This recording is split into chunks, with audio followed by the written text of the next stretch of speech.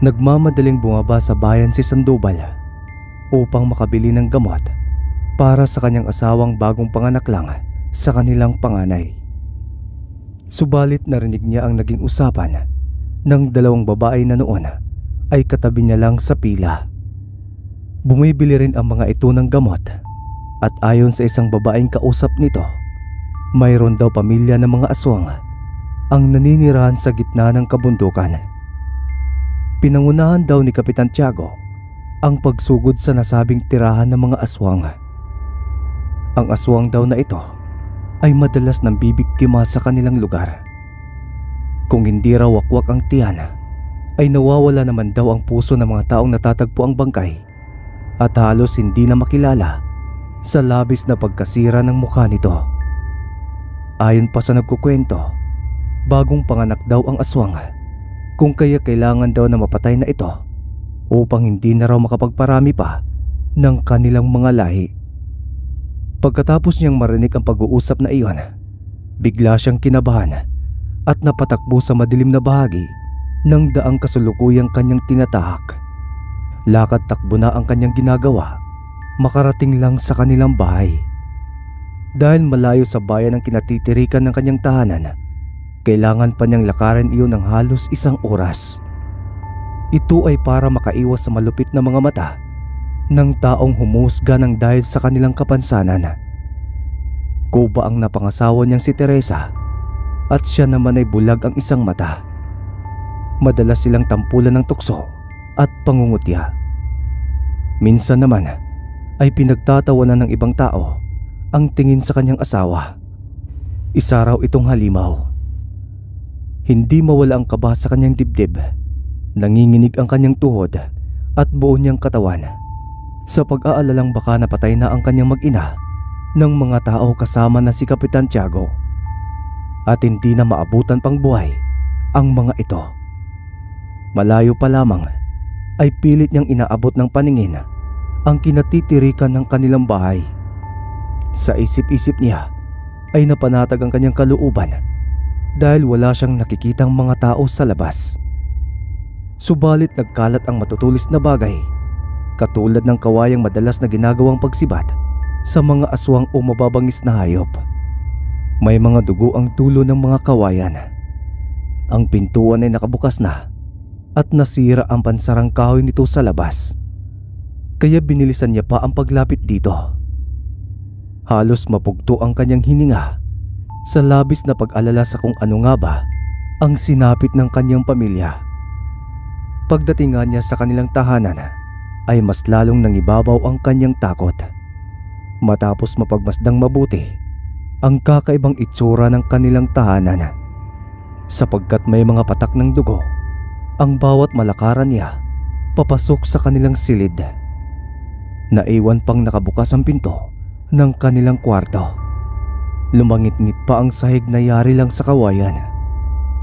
Inihakbang pa lang niya ang kanyang mga paa ay nagsisimula ng lumandas ang mga luha sa nag-iisa niyang mata. Nakakuyom ang kanyang palad na tila nais niyang dito humugot ng lakas upang mapaglabanan ang nadaramang sakit. Diyos ko, huwag naman sanang ipahintulot na mangyari ito sa aking pamilya. Nakikiusap po ako. Sana'y panaginip lang ang mga nakikita ko. Umusal ng panalangin si Sandoval habang patuloy lamang siya sa paglapit sa kinaroroonan ng kanyang asawa. Maraming dugo ang nagkalat sa banig na yari lamang sa abaka. Halos maligo ito sa sariling dugo nang tuluyang makita ni Sandoval ang malupit na sinapit ni Teresa. Napanood siya at hindi niya magawang tingnan ang kalunos-lunos na nangyari sa kaawa-awa niyang asawa. Nakadilat ang mga mata nito na may bahid pa ng luha dahil sa sobrang hirap at sakit na naranasan nito. Ang mukha naman nito ay punong-puno rin ng takot na halos hindi na mabilang kung ilang mga saksak ng sibat ang makikita sa halos maguray na katawan nito. At ang pinakamasakit, nawawala ang kaisa-isa nilang anak ni Teresa. Ganoon na lang ang hiyaw niya sa labis na pagdadalamhati sa mga nangyari.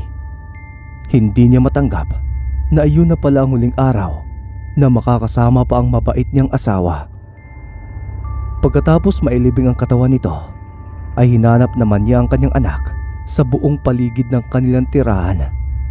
Hindi na niya kakayanin pa kung pati ang kanilang anak ay makikitang patay at wala na ring buhay katulad ng kanyang asawa. Hindi siya makapapayag na walang mananagot sa nangyari sa kanyang pamilya. Dahil iyon sa pangunguna ni Kapitan Tiago, para lamang sa kasikatan ay gumawa ito ng isang kwento upang manatili ito sa kanyang pwesto kahit wala namang sapat na batayan ang naging akusasyon nito sa kanyang asawa.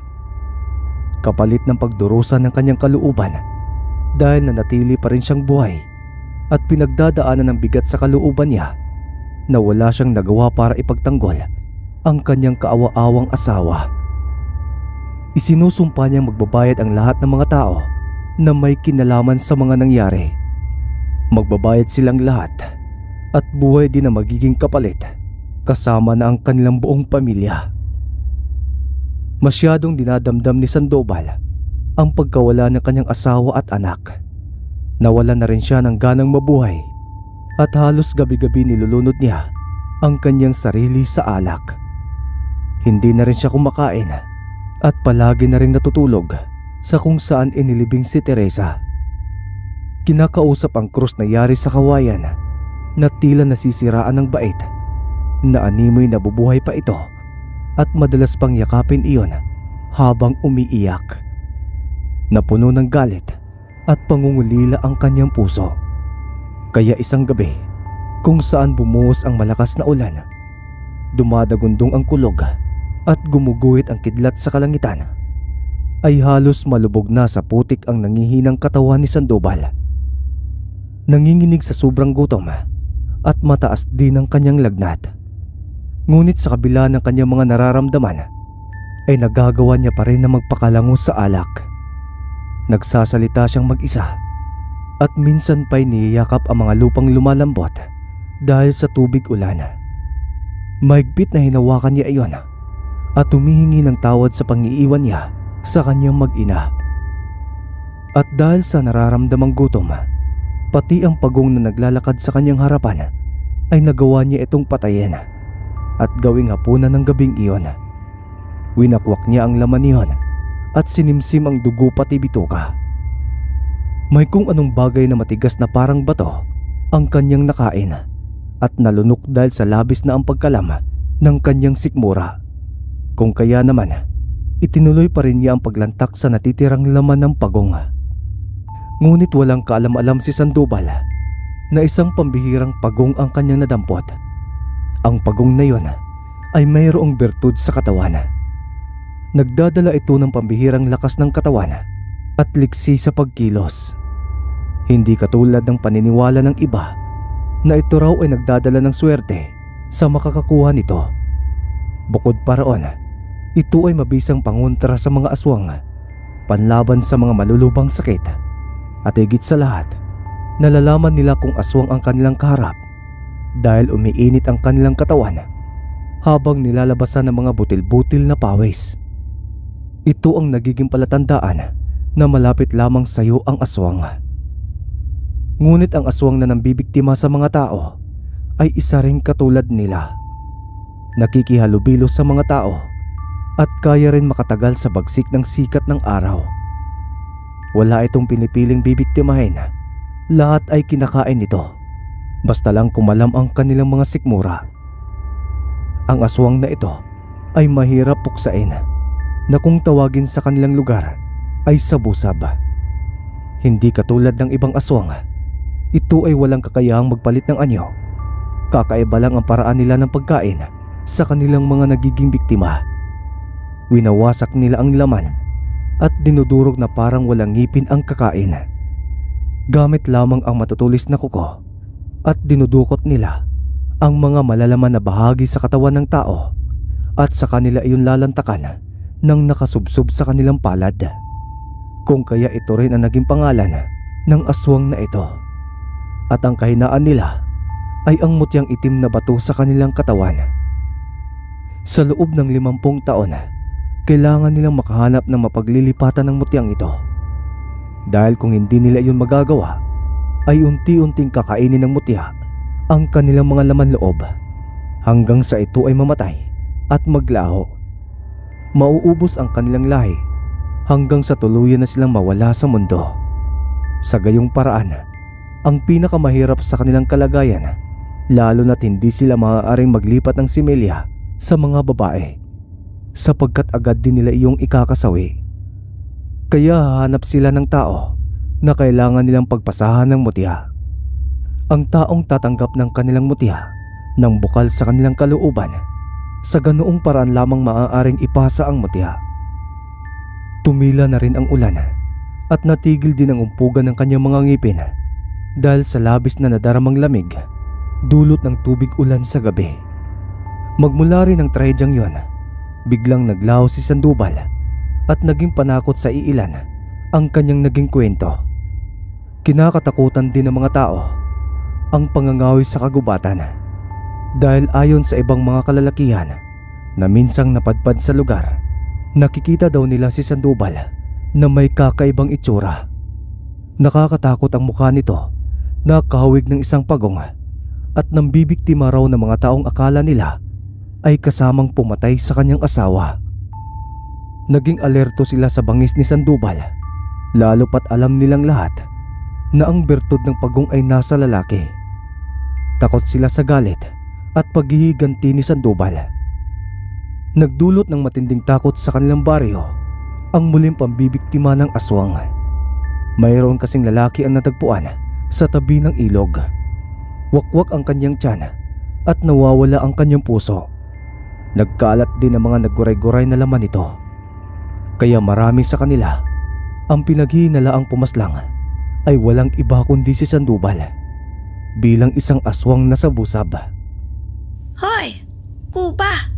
Sabihin mo sa amo mong si Kapitan Tiago, kumilos naman.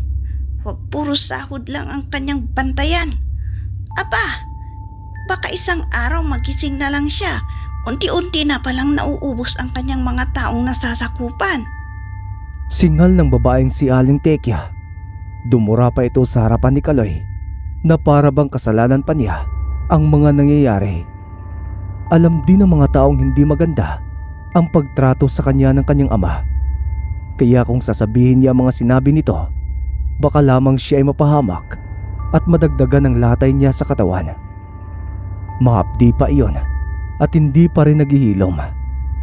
Wala nang sasakit pa sa hindi ka matanggap ng sariling ama dahil sa taglay na kapansanan.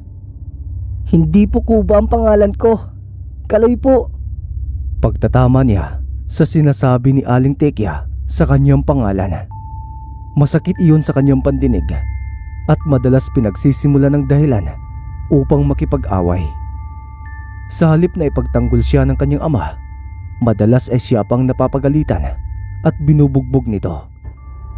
Hindi rin niya ito nakakasama sa gabi dahil lagi itong rumoronda at nagpapalipas ng dilim sa kagubatan. Kahit pa nga ito ang nagpakalat ng balita na si Sandoval daw ay doon naninirahan at pumapatay ng kanyang mga tanod. May mga gabing umuwi ito ng sugatan at maraming dugo sa katawan. Subalit ang lagi lamang nitong idinadahilan sa kanya ay nakipaglaban daw ito sa isang baboy ramo, o di naman kaya nagkita daw sila ni Sandoval at nakipaglaban dito. Hindi pa rin kasi tumitigil ang kanyang ama sa pagpapakalat ng maling balita tungkol sa aswang. Bawat punta nito sa gubat para magronda ay natitiyak niyang may namamatay na tanod at ang ituturong salarin ay si Sandoval. Hanggang isang araw ay wala nang gustong sumama pa sa kapitan. Kinakatakutan ang pagsama rito at ang iba naman ay napilitan ng magbitiw sa kanilang mga trabaho. Dahil dito, naggalit ang kanyang ama. Subalit masisisi ba nila ang kanilang mga sarili kung kaligtasan na nila ang pinag-uusapan? Kaya magmula noon ay mag-isa nang rumoronda ang ama sa kagubatan. Kapansin-pansin din ang pag-uwi nito ng ligtas, ngunit nangihina na tila gutom na gutom. Mainit parati ang ulo nito sa kanya at itinutulak siyang papalayo sa tuwing lumalapit siya rito. Umalis ka sa harapan ko. Nahihirapan ako kapag nakikita ka. Nakakadiri ang itsura mo. Iyon na yata ang pinakamasakit na salita na naririnig niya sa buong buhay niya. Gagamutin niya sana ang mga sugat nito sa katawan, ngunit ibinato lamang iyon sa kanya. Sa labis na sama ng kanyang loob, umalis siya ng bahay at naglayas papuntang bundok. Ito marahil ang dahilan kung bakit mainit ang ulo ng kanyang ama, dahil hanggang ngayon ay bigo pa rin itong mahuli ang aswang nang maibalik na nito ang dating tiwala ng mga taong kanyang nasasakupan. Nagpalipas siya ng gabi sa daan at walang takot sa maaaring panganib na kanyang kakaharapin. Hanggang sa naraanan niya ang isang lumang kubo na hinala niya ay ang bahay ng mga aswang, kubo na dating tirahan ni Sandoval. Totoo ang naging kwento dahil katulad pa rin ito ng itsura nang madalas siyang napakinggan sa kanyang mga kabaryo. Pinili niyang alamin kung mayroon pang mga bagay ang natitira roon katulad ng mga gamit. Siya ang kauna-unahang tao ang nangas na pumasok sa kubong kinakatakutan ng lahat. Naroroon ang lumang banig na nakalatag pa rin sa sahig, mga kaldero na luma na rin at mga sapot ng gagamba sa bubong nito. Lahat ay tugma sa kumakalat na kwento ng mga matatandang nakasaksi sa malupit na sinapit ng pamilya. Tila nais niyang humingi ng tawad sa mga nagawa ng kanyang ama. Para bang tinusok ng kutsilyo ang puso niya sa sobrang lungkot at awa para kay Sandoval. Naniniwala siyang biktima lang ito ng maling paratang. At habang iniikot ni Kaloy ang paningin sa buong paligid, nang magulat siya sa pagpasok na isang matangkad na lalaki. Madilim ang emosyon ng mukha nito at nakakatakot ang mga tinging ibinabato sa kanya. Wala itong damit pang itaas at nanatiling nakamasid lang sa kanyang ginagawa. Nakakwintas sa leeg nito ang isang bahay ng pagong, kung kaya nakilala niya ito na si Sandoval.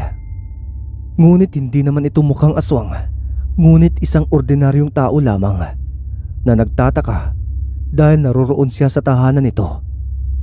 Kumislap ang mga mata nito nang makitang kuba rin siya katulad ng namatay nitong asawa. Hanggang ngayon kasi ay hindi pa rin natatagpuan ni Sandoval ang nawawalan niyang anak. Kaya iniisip marahil nito na siya ang anak nitong matagal nang nawawala. Ngunit imposible ang bagay na yun dahil nasaksiyan mismo ni Sandoval ang pag-aalaga ni Tiago sa anak nito noong ito'y musmus pa lang. Naghari ang takot sa dibdib ni Kaloy, kung kaya sumisigaw siya habang tumatakbo at dumaan sa sirang dingding. Ngunit hindi naman siya nito hinabol. Kaya nawala ang takot ng binata nang maisip na hindi ito totoong aswang na ibinabalitang pumapatay ng tao. Kaya biglang nagkaroon ng hinala si Kaloy na maaaring inililigaw lamang ng totoong aswang ang mga tao sa kung sino ba talaga ang tunay na nambibiktima. Kaya muling lumingon si Kaloy sa gawin ng kubo, ngunit hindi na niya nakita pa si Sandoval. Ipinagpatuloy niya ang kanyang paglalakad hanggang sa makarating siya sa kanilang tahanan. Nadatnan niya ang galit na ama sa hindi niya pag-uwi ng maaga. Nasa labas pa lang siya ng bakuran ay sumugod na ito at pinagpapalo na siya sa katawan ng pamalong yari sa uway.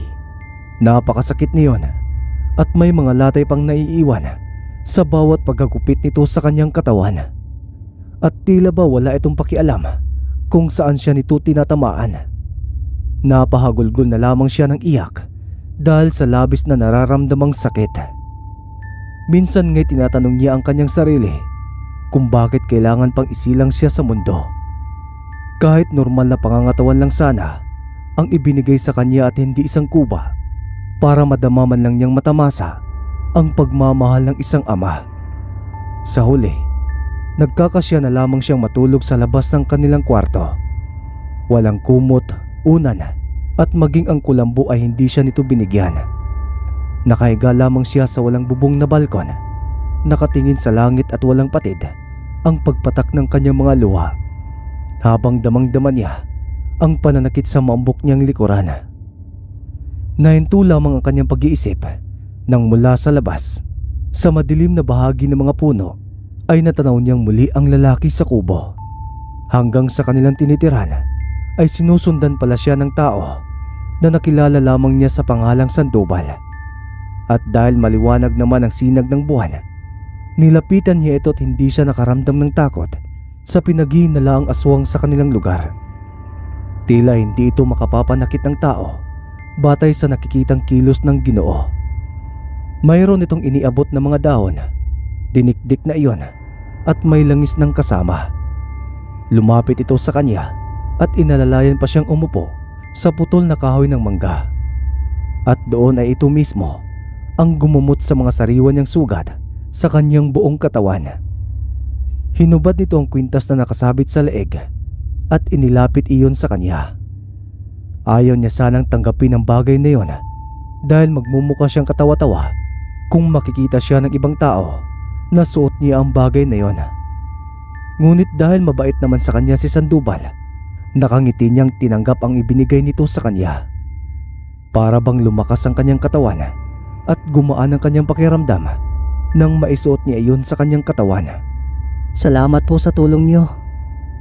Walang anuman. Simula sa araw na ito, magkaibigan na tayo. Alam kong kilala mo na ako dahil sa balitang ipinapakalat nila tungkol sa akin. Subalit ikaw lang ang bukod tangi sa lahat na hindi natakot sa akin. Ipagkalat mo sana na walang katotohanan ang pinagkakalat na balita ng iyong ama, sapagkat malapit ko nang malaman kung sino ba talaga ang totoong aswang. Ano po ang ibig niyong sabihin? Ngayon ay mahinala na ako sapagkat umiinit ang aking pakiramdam nang makita ko siya. Patawarin sana ako ng Panginoon, subalit mapapatay ko siya dahil sa mga kasalanan niya sa akin at sa pagkawala ng aking anak. Iyon lang ang mga sinabi nito at iniwan na si Kaloy na natitigilan. Nagkamali ang mga tao maging ang kanyang ama sa pagpapakalat ng mga maling balita tungkol kay Sandoval. Nakasisigurado siya na may tao na itong sinusubaybayan at sa labis na pag-aalala ay pumasok sa kanyang isipan ang sarili niyang ama. At pagkatapos ng gabing yon ay nagsimula na nga siyang magkwento sa mga kaibigan niya na hindi totoong aswang si Sandoval. Walang katotohanan ang ibinibintang ng tao sa kanya. At bilang patunay na totoo ang sinasabi niya, ipinapakita niya ang kwintas na ibinigay sa kanya ni Sandoval. Ngunit walang may gustong maniwala sa kanya. Pinagtatawanan lamang siya at minsan pang ang itinutulak pa siya sa lupa. Ngunit hindi nagtagal ay nakarating din iyon sa kaalaman ng kanyang ama. Takot na takot si Kaloy nang makitang may dala na naman itong uway para saktan siya. Sumapit ang gabi nang makita ni Kaloy na umalis ang kanyang ama, ay palihim niya itong sinundan patungo sa gubat. Maingat ang naging hakbang niya upang hindi malata ng kanyang ama ang pagsunod niya rito. At halos manlaki ang kanyang mga mata sa mga nakita. Naabutan niya ang aktwal na pagkain nito sa katawan ni Aling Tekya. May mga dala pang gulayin ang matanda nang sunggaban ito ng kanyang ama. Nangingisay pa ang katawan ng matanda habang nilalapa ng kanyang ama. Saktong dumating naman si Sandoval. Itinulak nito ang kapitan at nagpambuno silang dalawa. Dito marahil nakukuha ng ama ang mga sugat nito. Totoong naglalaban ang dalawa, ngunit sa pagkakataong ito ay nasaksihan niya ang tunay na pagkatao ng aswang. Isang sabusab si Kapitan Tiago.